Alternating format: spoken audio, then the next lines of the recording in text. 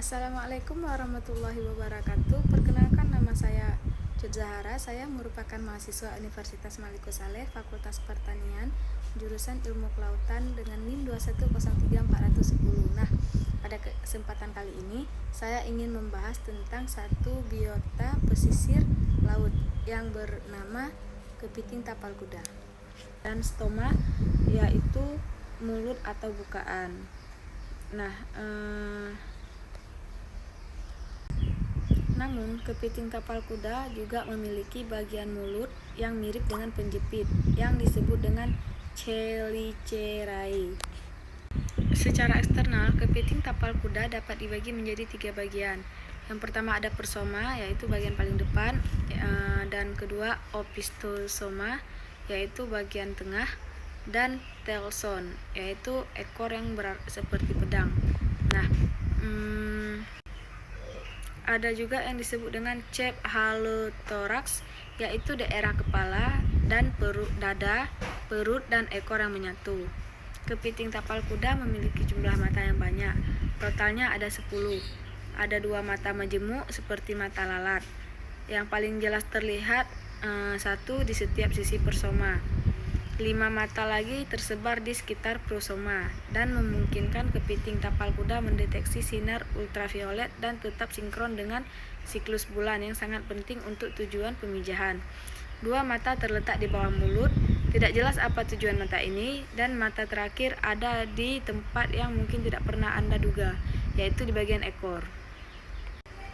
Nah, mata ini dipercaya dapat membantu otak kepiting melakukan sinkronisasi dengan siklus cahaya. Di bagian bawah kepiting kita menemukan mulut dan penjepit dan pelengkap bersendi khas, insang yang membantu kepiting bernafas di bawah air, dan anus tempat kepiting mengeluarkan kotoran. Seperti yang saya katakan bahwasannya kaki kepiting berada di mulutnya. Nah, kaki-kaki ini memiliki banyak tujuan, meskipun lokasinya mungkin tampak aneh, yaitu ada 6 pasang pelengkap. Yang pertama ada chelicerae, pelengkap makan. 4 pasang berikutnya ada pedipalpus atau kaki berjalan. Mereka masing-masing memiliki cakar kecil di ujung yang membantu kepiting bergerak. Pasangan terakhir adalah kaki pendorong yang dirancang untuk membantu kepiting menggali sedimen dengan mendorong dan membersihkan tanah. Nah, insang kepiting tapal kuda merupakan hal yang istimewa karena insang buku dinamakan demikian karena mempunyai struktur yang disebut lamela yang bentuknya seperti halaman-halaman buku yang bertumpuk. Ada sekitar 150 lamela di setiap insang yang memungkinkan kepiting mengambil oksigen dari air tanpa mengambil apapun. Saat malam hari, terutama pada bulan purnama, kepiting tapal kuda akan muncul dari laut untuk bertelur. Namun, kedatangan mereka sudah ditunggu oleh pekerja laboratorium dan menangkap mereka dalam jumlah banyak untuk membawanya ke laboratorium dan mengambil darah biru yang mereka miliki. Mereka mengambilnya di pinggir pantai karena di sanalah satu-satunya tempat yang mereka tahu untuk mendapatkan kepiting tapal kuda. Seekor kepiting tapal kuda betina dapat bertelur sebanyak 2.000 hingga 4.000 telur. Pada musim menetas, kepiting tapal kuda remaja sering tinggal di dekat pantai secara berkala untuk melepaskan cangkangnya seiring pertumbuhan. Begitu mereka meninggalkan perairan dangkal, mereka tidak akan kembali lagi sampai mereka mencapai kematangan seksual, yaitu 10 tahun kemudian.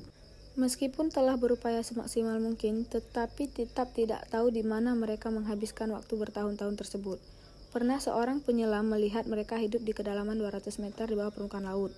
Namun, sekelompok kepiting dewasa akan mendarat hanya untuk bertelur.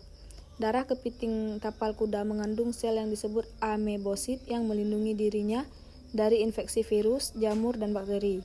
Ini bukanlah hal yang aneh karena semua hewan juga memiliki sistem kekebalan protektif. Tapi amebosit kepiting tapal kuda sangat sensitif terhadap endotoksin. Bakteri endotoksin adalah molekul dari dinding sel bakteri tertentu, termasuk E. coli.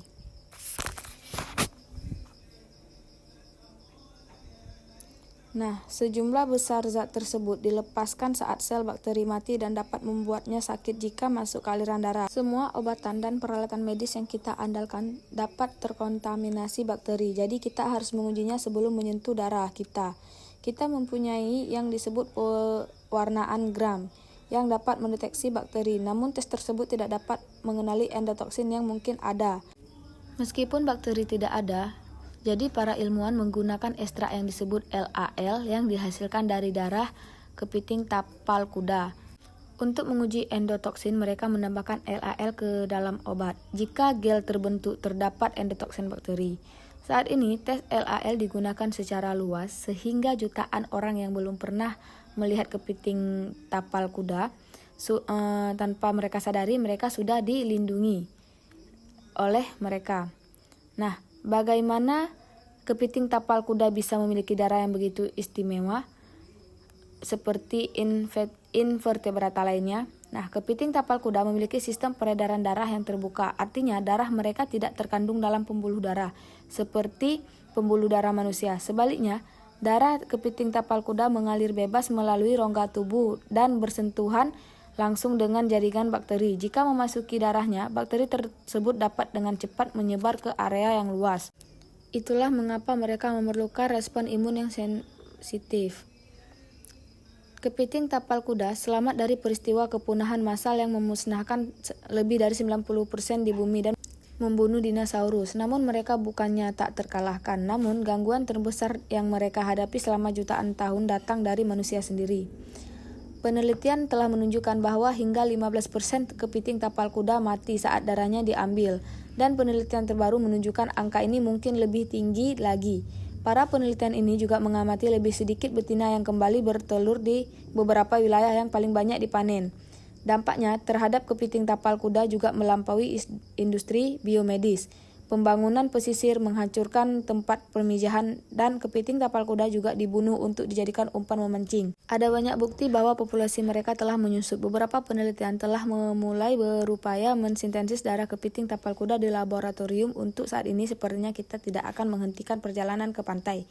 Tapi mudah-mudahan alternatif sintetis suatu hari nanti akan menghilangkan ketergantungan kita pada makhluk purba ini. Nah, sekian pembahasan dari saya tentang spesies kepiting tapal kuda. Semoga bermanfaat. Terima kasih.